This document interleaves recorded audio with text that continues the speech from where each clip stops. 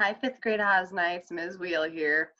This week is a very exciting week for you because we are wrapping up our unit on adaptations, and you should be taking your exam through Performance Matters some point this week. Remember that when you're taking an exam, and if it's an online-based exam, you may use your notes while you're taking the exam. So my first suggestion would be, if you have not done so already, please go through the entire PowerPoint and take notes. Take really good notes. Make sure that you have all of your vocabulary words written down, perhaps in a different color or highlighted so that you can find those words easy in case they should come up on the test and you don't remember them. Also, make sure that you write your notes in your own words so that you understand what you are writing. But today, I just wanted to spend a little bit of time. You know that we've spent a nice chunk of time, about 4 or 5 weeks, going through this PowerPoint. So I just want to spend a very quick amount of time going over the major important topics that will be that we have covered in this PowerPoint. So without further ado, let me share my screen with you, and then let's go through the PowerPoint together very quickly. Okay. So remember that your exam is on adaptations. Adaptations, as we know, are traits that are important that allow organisms to survive in specific environments. Okay, so they can't survive in every single environment, but they are adapted. They have specific traits that allow them to live in specific habitats or ecosystems. A habitat is where an organism lives, so it must be adapted to living in that area. This slide, extremely important. Make sure you are aware that adaptations are set in place in order for an organism to be able to get one of these 4 things, one of these basic things for life. So remember, all living things need air to breathe, water to drink, energy or food, and shelter. Okay, remember that organisms are different no matter where you travel, even for some organisms that look kind of similar. Depending on their environment, they've adapted to that specific environment. Okay, remember that adaptations can be physical adaptations, so things that you can actually see. They are specific organs, tissues, cells with specific structure and a specific function to allow for these organisms to survive. Here are a few examples of good ones. Okay, here are some more examples of some good physical adaptations. Okay, there are also behavioral adaptations, and that is something that an organism has developed to learn how to do, or maybe it's an instinctual behavior that they were born with in order for them to do something that allows them to survive. So think about your action words and your verbs, right? Words ending in ing. Is it jumping, swimming, running, right? Things that it is doing would be behavioral adaptations. Here are just a few more examples. And remember that when we're talking about behavioral adaptations, it could be also behaviors that are dealt with directly with the life cycle of the organism, right? Some life cycles of organisms, some organisms do change and adapt throughout their own lifetime in order to be better at surviving at different parts or different stages of their own life in their ecosystems. Okay, so remember that here on this planet we have a bunch of different types of environments and a bunch of different types of ecosystems. Remember that you need to know the difference between these 2 words. They do sound pretty similar, but they are different. Remember, an ecosystem is a specific area, all the living and non-living things. An environment is basically a more broad scale term of that. An environment, you can think of an environment, could be your home, it could be the entire world. An ecosystem is a little bit more specific. We break ecosystems down based on climate, right? And based on what sort of plant life is living in that area. All right, so some important vocabulary words for you: ecosystem, environment, and community. Okay, also be aware that ecosystems contain living things such as plants and animals and all other organisms you can find right here. Remember, not just animals, but also they contain the non-living things, such as all the things that those living things need in order to survive. Okay. All right. Also remember that our environment can change based on a variety of factors. Animals and plants can actually change the environment in many different ways. Natural events and disasters such as fires, volcanic eruptions, floods and droughts, natural disasters, and even humans. You probably have been seeing over the past few weeks how nice and clean our planet is getting, right? How the air pollution is subsiding, how the water pollution is subsiding because we're not impacting the environment as much as we usually would, because not a lot of people are going out, and because of that, we're actually lessening our impact on our world right now, and that's why it's looking nice and healthy and clean. So remember that we humans also have a very large impact on our natural environments, okay?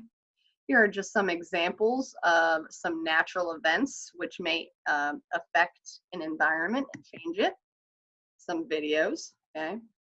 And remember that if your environment changes, since the organism has adapted to living in that environment, if they can't change along with the environment, well, something else has to happen. If you can't change with your environment, either you need to find a new environment that you can survive in, or if you can't find an environment that will work for you, unfortunately, you die and your species goes extinct. Okay? If you didn't get a chance to watch any of these videos, make sure that you do that. Okay? Then, towards the end, we looked at adaptations of organisms that were living in different environments, and we kind of branched out into two specific groups. We looked at adaptations of organisms that were land-based and adaptations of organisms that were aquatic-based, so living on land or living in the water. So remember that we looked specifically at a few different types of habitats. The polar habitat, nice and cold, and not a lot of sunlight. The desert habitat, kind of opposite of that, very hot, not a lot of water, a lot of sunlight.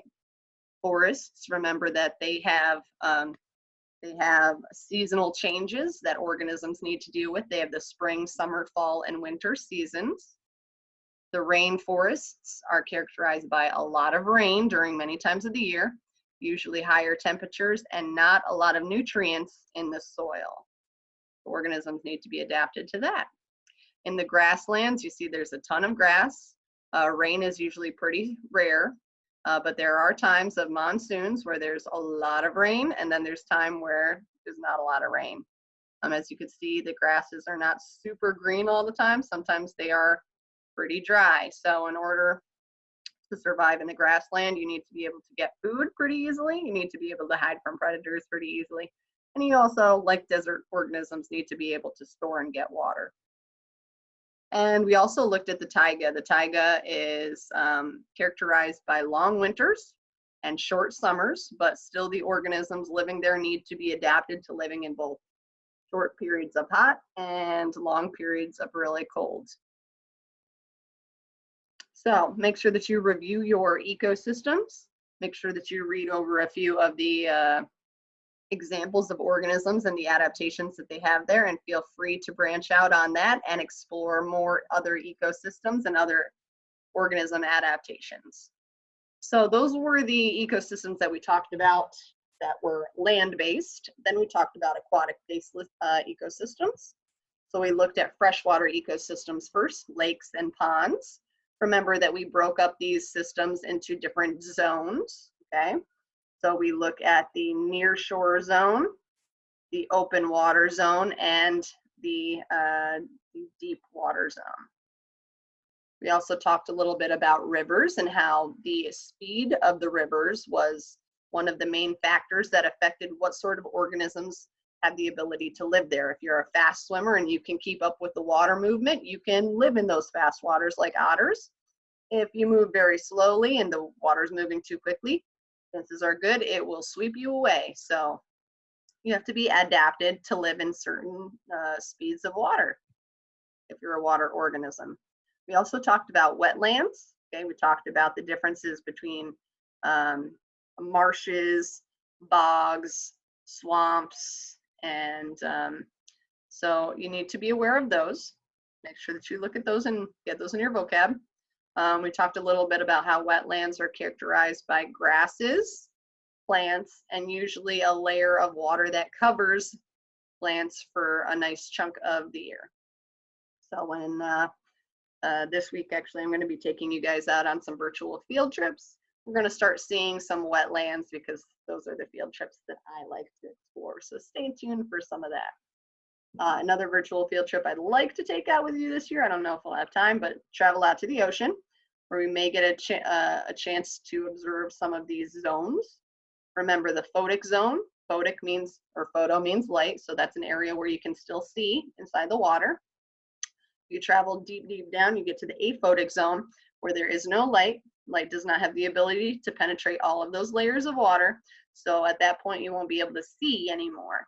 And once you get to the very bottom of the ocean floor, there is no light, but there are cracks in the bottom of the ocean floor that, remember, underneath the crust of the earth, there's a lot of magma and lava. And so sometimes that stuff can escape. And we believe that that may be actually the oldest ecosystem on the face of this planet. So if you're interested in that, give a little bit more research to these deep sea or hydrothermal vents. Pretty interesting stuff. So all in all, basically you need to be aware of what an adaptation is. You need to be aware of your vocabulary words. You need to be aware of different ecosystems and what characterizes those ecosystems. And along with that, what organisms, what sort of traits organisms have developed in order to survive in those unique ecosystems. Remember, in order to live in those unique ecosystems, they need to have those 4 basic needs in order to survive. So good luck studying this week. If you have any questions, please feel free to reach out to me or your science teacher. And good luck with Performance Matters.